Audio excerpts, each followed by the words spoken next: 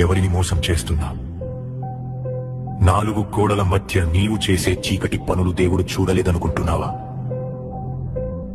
బయటకి భక్తుడిలా నటిస్తూ లోపల కుళ్ళిపోయిన శవంలా మారుతున్నావు. నీ అసలు స్వరూపం చూసి నీకైనా అసహ్యం వేయడం లేదా? విను, లేఖనం ఏం చెబుతుందో విను. కుక్క తాను కక్కిన దానికి తిరిగినట్లు మూర్ఖుడు తన మూర్ఖతను మరల చేయును. మళ్ళీ అదే పాపం, మళ్ళీ అదే అబద్ధం, మళ్ళీ అదే వ్యభిచారం. కక్కిన వాంతిని తినే కుక్కకి పదే పదే పాపం చేసే నీకు తేడా ఏముంది?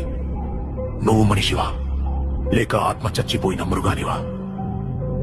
నువ్వు చచ్చిపోతున్నావు.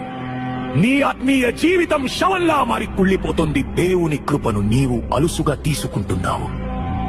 ఆయన ప్రేమిస్తాడు నిజమే, కానీ నీ పాపాన్ని ఆయన సహించడు. నీవు లేచి రేయి మొదటి జామున మొర్ర పెట్టిన నీ హృదయమును నీళ్లు కుమ్మరించున్నట్లు ప్రభువు సన్నిధిని కుమ్మరించుము. మోకరిల్లు, నీ కపట భక్తి చాలు. నీ పాపం వల్ల నీ ఆత్మీయ బిడ్డలు మూర్ఛిల్లుతున్నారు. నీ చేతులను ఆకాశం వైపు ఎత్తి క్షమాపణ అడుగు. ఇది నీ ఆత్మను బ్రతికించుకోవడానికి దేవుడు ఇస్తున్న ఆఖరి అవకాశం.